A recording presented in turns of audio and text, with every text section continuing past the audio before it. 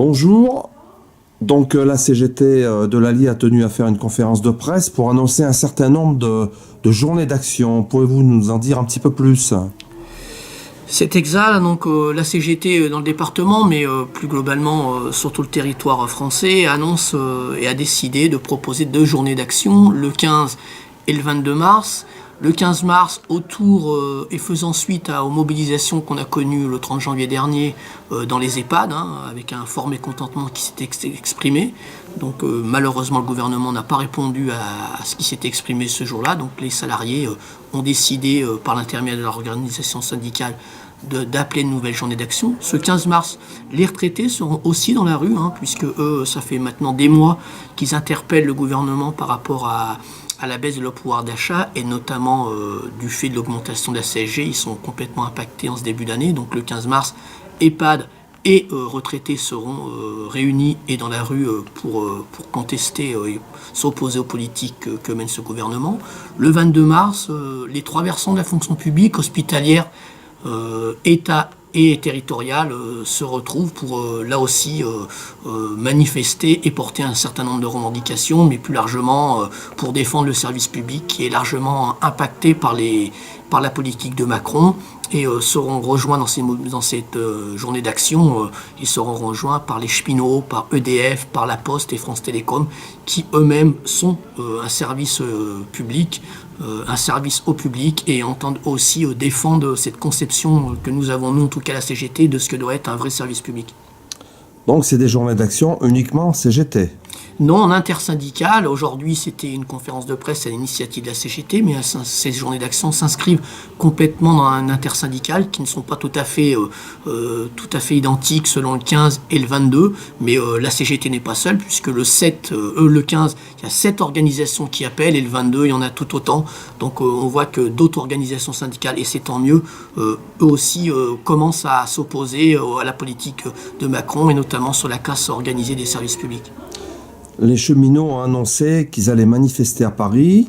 Et concrètement, pour les autres professions que vous avez citées, comment ça va se dérouler, notamment le 22 mars ?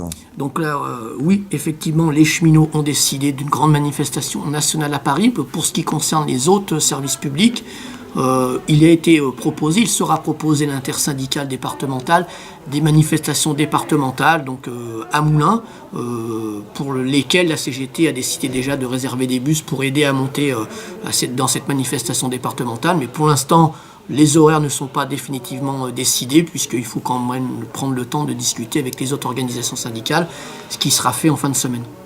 Merci. Angélique Imbert, donc je suis secrétaire générale du syndicat de l'EHPAD de Cusset et je suis aide-soignante de profession. Où ça ? Donc à l'EHPAD de Cusset. Bien.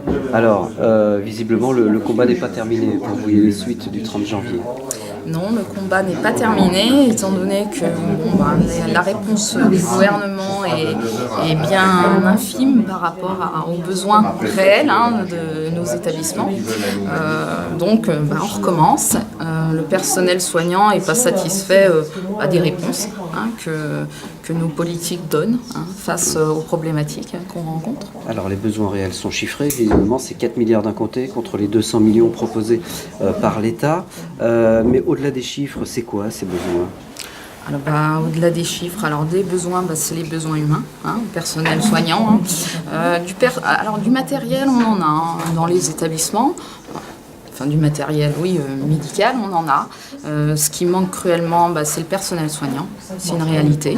On travaille à flux tendu, le taux d'absentéisme augmente. Donc c'est bien un signe que le mal-être au travail est présent. Donc je dirais vraiment que c'est le personnel soignant qui manque dans nos établissements par rapport aux restrictions budgétaires que nos tutelles nous font subir, l'ARS, le conseil départemental, qui budgète de moins en moins nos établissements. Et au détriment des résidents, par extension, comment ça se traduit au quotidien ? Alors comment ça se traduit au quotidien ? Alors plein d'exemples me viennent.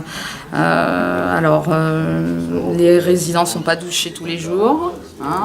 sont pas forcément levés tous les jours quand il y a des arrêts de travail. L'effectif minimum, il est toute l'année, ce qu'on appelle le travail à flux tendu. Le manque relationnel, le temps qu'on ne prend pas pour parler avec les patients, les résidents, ça a un impact sur leur vie au quotidien, dans les établissements, notamment dans les EHPAD. Voilà quelques exemples. Beaucoup de contractuels. On a l'impression que nos professions sont dévalorisées. Donc on embauche quand même beaucoup de gens de plus en plus non formés à cette profession. Tout ça entraîne des problématiques au quotidien de prise en charge. Bien. Et puis des méthodes managériales qui sont de plus en plus, de plus en plus sévères, de plus en plus dures. Donc, Le 15 mars, vous allez manifester. J'ai cru comprendre que les retraités seraient aussi dans l'action. Est-ce que vous allez lier vos deux mouvements, finalement, faire mouvement commun ? Écoutez, bien sûr, de toute manière, les retraités, initialement, nous soutiennent beaucoup dans nos actions EHPAD, notamment. Oui, bien sûr, c'est à venir.